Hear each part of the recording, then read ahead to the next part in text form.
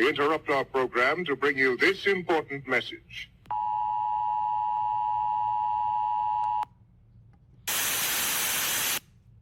I'm back.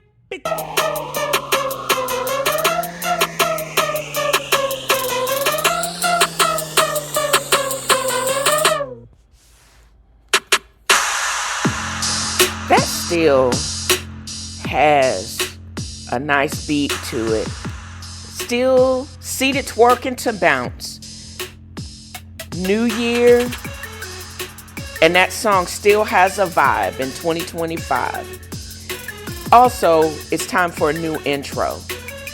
I am in with a podcast change. I added the F.A.A.F.O to it.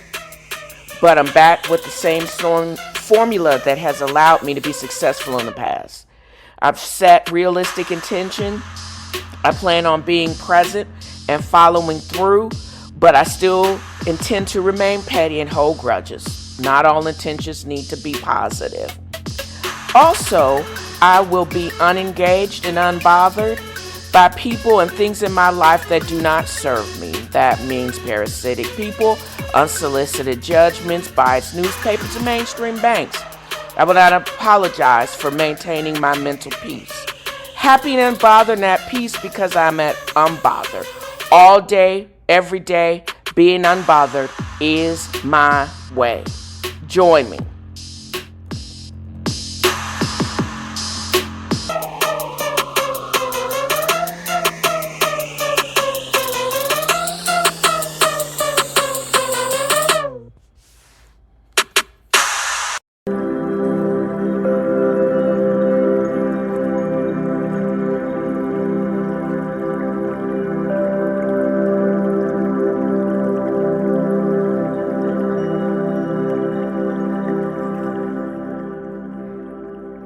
All about what you're willing to accept, what you want in your life. Is it positivity or is it not? Sun Tzu was a Chinese general, military strategist, given the honor of writing The Art of War. In The Art of War, it stresses the importance of knowing one's own strengths and weaknesses. You avoid unnecessary conflict. If you use psychological warfare, it manipulates the enemy's perceptions and actions. Do not engage in personal attacks or pettiness. Yeah, I don't think Sun Tzu anticipated these New Age Chinese nor Trump, because everybody, including you can be blind and know that Trump has a hard on for Obama, a black dude, mixed, that is so much more a man and is much smarter. One of the best presidents of the United States, that he can never imagine or measure up to anything. His whore of a wife, wait a minute, scratch that, former whore of a wife, nor any of his mouth-breathing dope fiend kids. So with that said, the Chinese knows that the United States, we don't want that smoke. They almost 2 billion strong. They go hard. They can pivot. They don't tariff smarifs. They don't give a F about him, his little hands, or his ill-positioned weave. They cool. But they petty as hell. I hope this is true. How you gonna keep the United States on red when you really have to renegotiate these trade deals in the face of 250% tariffs, and you basically play Obama speeches Really? Because you know his ass is lying. Every part of his being. Every time this fool, you know, the president of the United States, every time he opened his mouth, a lie gonna fly out. They said we got time, we can pivot, we don't care. They don't. We don't want that smoke, China. And they know we don't want that smoke. They know they got time, they got the money, they got the gold, they got the silver. They cool. But they can be petty.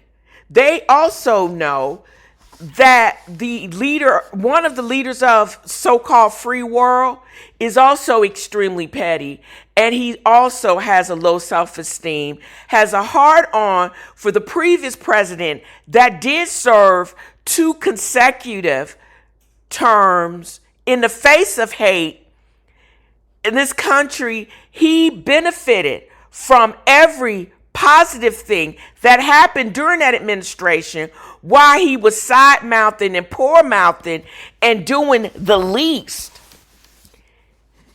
So with that said, they understand the assignment. They know about being petty, even though they really shouldn't be petty. But they say they got time. We got all the time to poke fun at somebody with the low self-esteem and little hands. I hope that is true. I want them to be sat on red and to be listening to Obama speeches, because we know everything that you say is going to sound stupid and it's going to be a lie. So now you need to learn. Since we know you don't read, you need to, you can at least listen to what speech making is and when it's followed up by true actions. I hope it's true. Because this is a level of petty I can only aspire to. Petty-luya, y'all. Petty-luya. To my homegirl Laquita J.L. Moore, Najee. Lift every chair and swing till all them white folks scream. Thought y'all could run up on our black king. I'm glad the squad pulled up, dedicated to Nuck if you buck. May it resound loud as the rolling sea. Throw your hats high in the air until Unc comes with the chair. Swim the seas until our cousins come and they rescue me. Let this be a lesson to y'all. Remember the Montgomery brawl, where white folks fucked around and they found out. Karen and every conservative and Hispanic and person of color that's in denial, y'all do realize y'all just keep giving comedians and me fodder to drag y'all, right? I keep coming up with this stuff. Woke history, and the more you rail against people that are equal to you, that I just don't get why y'all keep doing this dumb ish. You know what I mean? But thank you, because it makes this part of the episode or part of the podcast really easy, because y'all give me all the ammunition I need to drag you. And also, I just don't understand, or I'm going to need other people that want to just get clicks, or they just want to go viral. Unless you personally witness or you have that actual video of them removing stuff from the Blacksonian, I'm going to need you to have a seat and shut up. So, because all this trolling and all of this extra stuff, if you don't have the true ammunition and you haven't double and triple checked your sources, I can't, it's not sustainable having my cortisol level up that high. So you just need to sit down and have a seat, Dimitri L. Lucas. I can't always be on 20. And just because I'm not as hyped up as you doesn't mean that I don't care. It's just that I'm reserving my outrage for things that I know are proven and that I know I can do something about. Because that's the only way we're going to get through this stuff. We got to basically gauge and reserve our energy for the things that we can actually get through. I'm also going to combine this section of woke history because I'm still in the process of reading Miss Tina's book, and I'm actually basically just floored by her life. I mean, the book itself is 432 pages of tea. And it is a well-written history of one person's life, how it affected probably, arguably, one of the greatest entertainers ever to grace us. And she and her sister and their friends allow us to continue to be entertained in this world.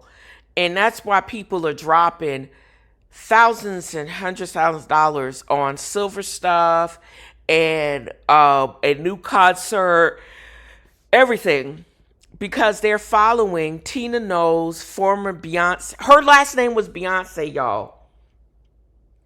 Little badass teeny Celestine Beyonce. That's who we're actually getting the tea on now. And even though it's 432 pages, a tome, we're still only getting a segment of her life. But it is a life of a woman that is still elegant, proud, tall, but not stoop or bent. And either way that you get it, I'm going to get the book because I like having a great read, being able to handle that. But also, hearing her read this on Audible, it's still, there's no replacement. It's like, which one is better? You know, I get to go back and read it. And I also get back to listening to the Audible. It's one of the reasons why I probably won't give up that subscription, because if I get to read or listen to someone read their incredible life to me, it is actually dope. And you can actually go and purchase the book. The link will be in the notes, but at the same time, you just got to go to Audible and be able to listen to this. This is why now I understand.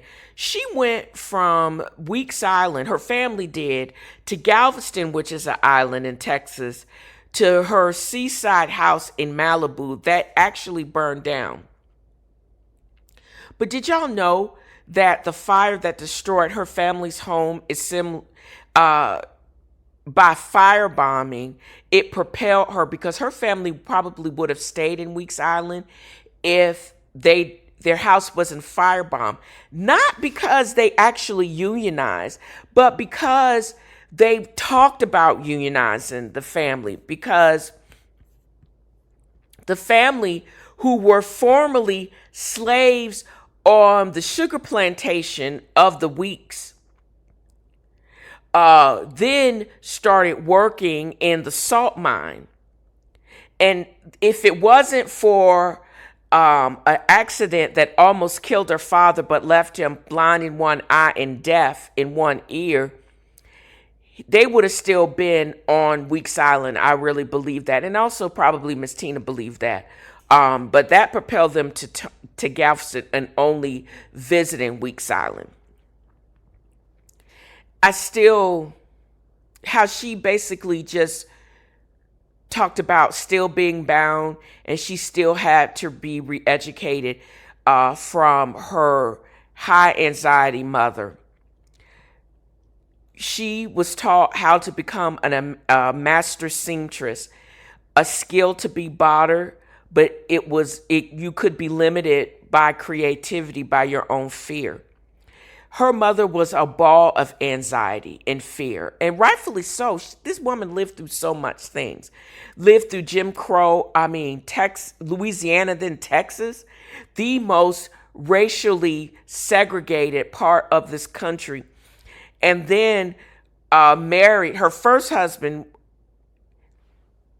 married to somebody that also made her fear and broke her beauty.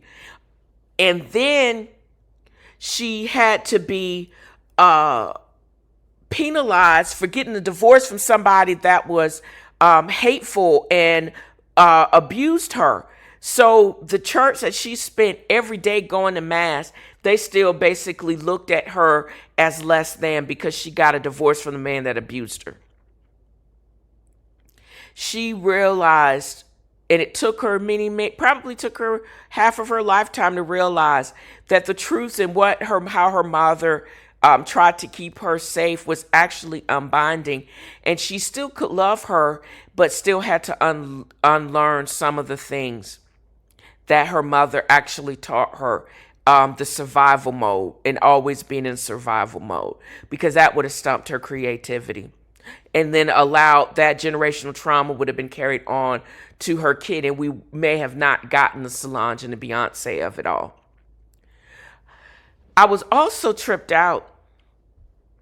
The nuns that were in charge of the children for decades, they were vengeful and they were hateful, and they only wanted to humiliate and shame the childhood out of the kids.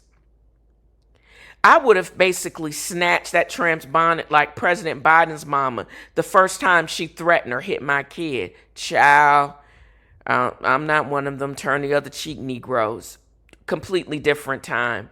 Now, Miss Tina can reflect on that and see how she would have and could have done differently, and probably did, because we wouldn't have had who we actually have or allowed to entertain us for the last 20, 30 years. She was raised in a dirty, violent South. And it also, just her little bit, I'm only up to chapter 6 out of 44. And now I understand why her mother had a tic. And I'm only getting a tidbit of what happened in her life.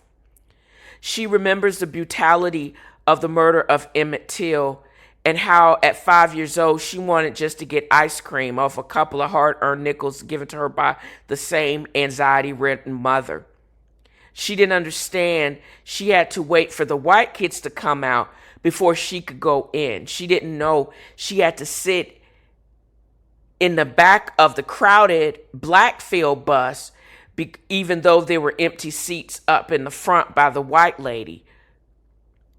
She recalled the firebombing of her family's home in Weeks Island for even talking about unionization, how her brother almost got killed after being drugged at a house party in Galveston, and then passing out on a family friend's porch, who didn't know who it was. And the Miss Patrick thought that he was some white man passed out drunk, called the cops before realizing that could have been the death sentence for her brother, or for that young man, because they basically Rodney Kinged him. They had one black cop in that gaggle of white cops, how her mother got on her knees begging for her brother's life, and he just was basically burnt piece of trash within that gaggle of white trash. How her family suffered years of harassment. People, like Miss Seeley said, people don't like folks being too happy or too free. They have to make them pay for that, just like those nuns did, the black nuns did. Because they related it to how escaping from Weeks Island, only from the slaves escaping Weeks Island, how they would have to be harassed and locked up for vagrancy, only to be re-enslaved by the patty rollers and slave catchers. this book is, I'm right at the beginning of this book, and I know that this is only a tidbit of a life well lived, and I'm here for it, and I'm going to, as much as I can, continue to listen to it and read and just enjoy. I don't think she meant it to be entertaining, but it's just so rich in detail that I'm lucky that I am listening to the audible version of it so I can rewind and then re-listen to it. But it's such a rich story. But this is only one lady's perspective, but how it is so many people can relate to this story. No, not everybody actually births a Beyonce, but how her story is so much, it's very similar to every other African American that family originated from the South or from this country and has the same slave narrative history. It's absolutely amazing. And everybody should listen to it, read it, get your hands on it, if you ask me. We're a messy bunch, the shady bunch, the shady bunch. I hope fraternity checks is worth being part of the shady bunch. We got a whole bunch of weird, loud, and wrong white conservative trying to make rules for us, and a bunch of people climbing out of their families' basements thinking you can talk crazy to people and you are socially inept.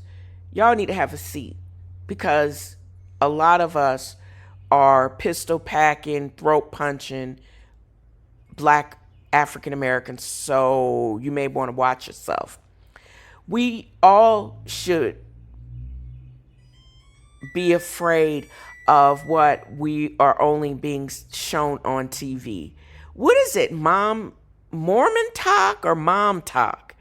Sister wives, poly families, ugh.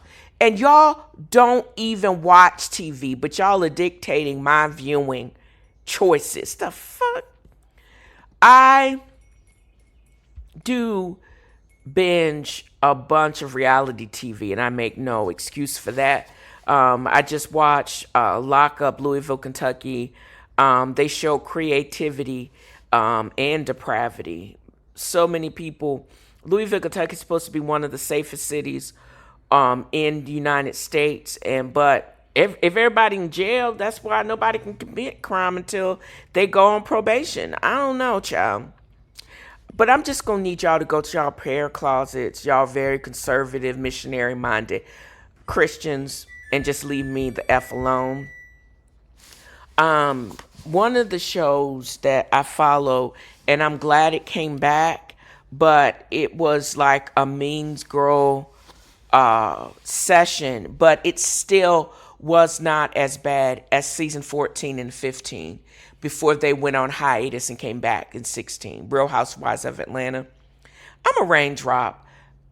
Followed Carlos King from his time, or Real Housewives of Atlanta. I didn't know he had produced Table Flipping, Teresa Goodeyes from Real Housewives of Jersey. Monday Night Lives, where they recap the previous episode of Real Housewives of Atlanta. I'm thoroughly enjoying Dustin and Claudia Jordan, their recaps. But I'm just going to focus in on Portia Williams, because this last episode was definitely a descent into the Mean Girl isms. And now Portia Williams is giving one note. More, not the same as, what's her name, Britt, who's also had a lot of plastic surgery gone wrong. We've seen since season 7, Portia is a mean girl. She was the one that dragged Kenya, actually season 6, because season 7 she came back as a friend of, because of her shenanigans at the reunion season 6 when she literally dragged Kenya Moore across the stage. She's literally still the same selfish airhead now that she was back in the day. She can be fun, and we see her and Shamia be those girls. Beautiful, fun, vapid. But she also, I don't think she has the capacity to be any deeper than that. And Claudia clocked it. And she's still staying on business. It makes me so sad that she didn't come back again after season 7. What I have noticed about these women is a bunch of trauma bonding. But what are we expecting that's going to be different? Portia Williams has always been gutter. And we've now seen 11 seasons, actually 10 seasons, I forgot, and I added in 11 because she's been on, we first met her in season 5 with Kenya Moore. She took a season or 2 off. Actually, maybe it's only 9 that she took a couple of seasons off, married to another fraud, Simon Gabadia, who she actually stole from her acquaintance. Because yes, he was still married to Phelan. Just saying. And no, you don't get to all blame it on the Henny of your flippant remark, because you don't think anyone, even though you want it to appear that you don't, because you probably don't care about anybody's feelings and why they would be hurt by your remarks of you saying that you may sleep with their husband, because we know that you are about that life. And we know you're about that life because we saw it play out in 9 seasons. We've seen it between that, Twitter, and on other social media. So, girl, we've seen her only react and do things if you can shame her into act right. But she's going to do whatever is necessary to elevate her brand. Damn anybody else. We've seen season 7 when she was a friend of, came back, Shade Assassin, Phaedra, Kenya. And what kills me, as Kenya went through all of that, and we are being deprived of a good old-fashioned read, unrehearsed, right, and Johnny on the spot. I think she completely overreacted to the stupidity that is Britt Ely, and we are being deprived of one of the greatest OGs of Real Housewives of Atlanta history. So, or Real Housewife history, matter of fact.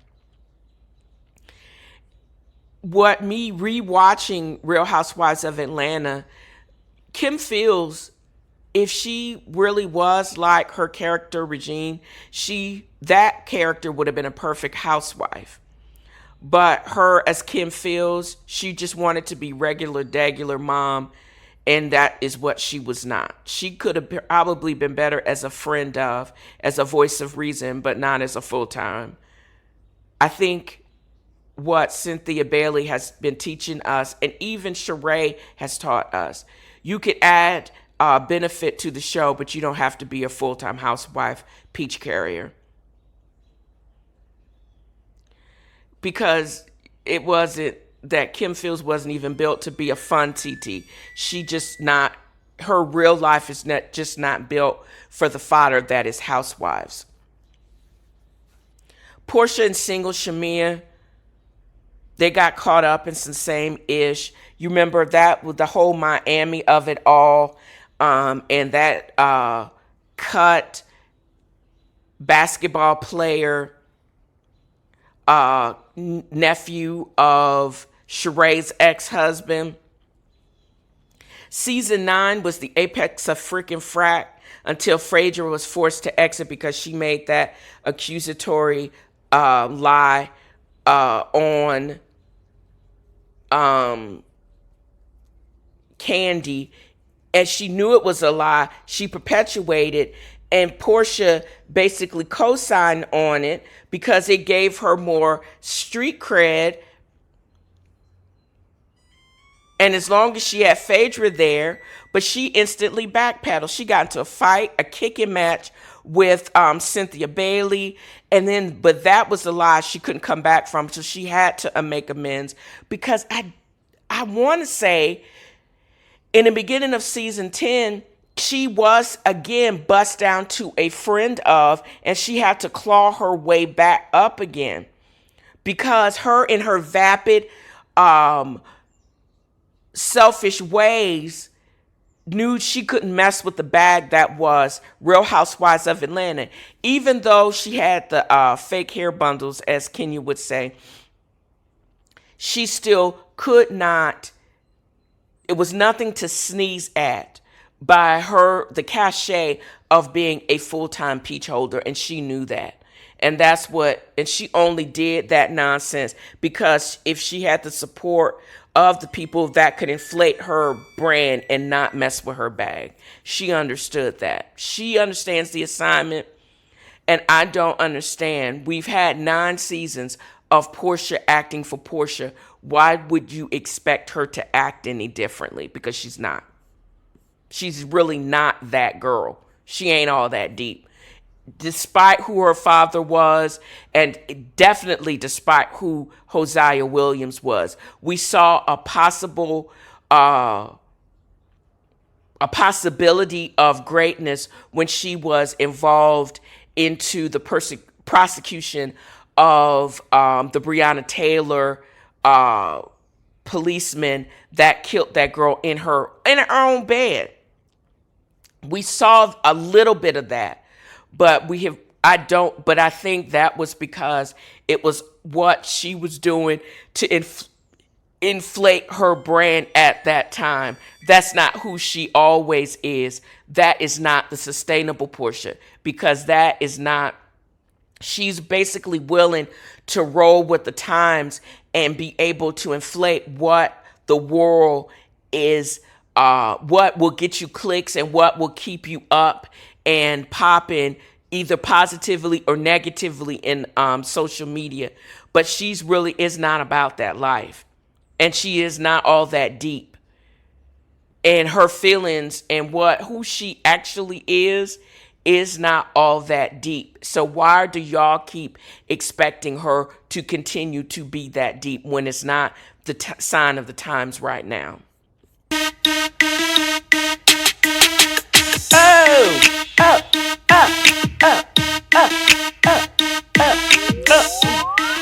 You can take the girl out of the hood, but you can't take hood music out the girl.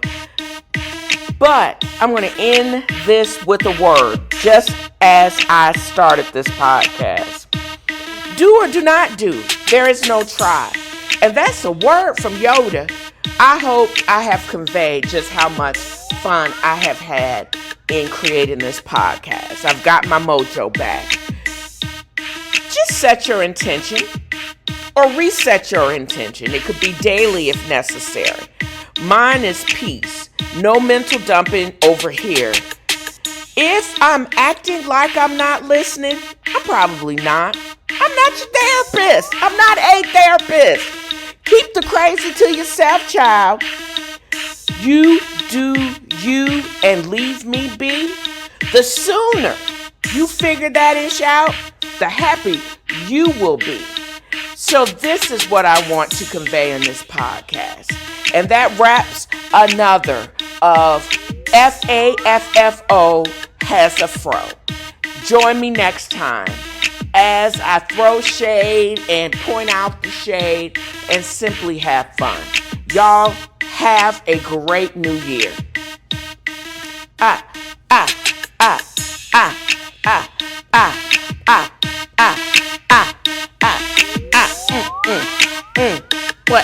What, y'all? What?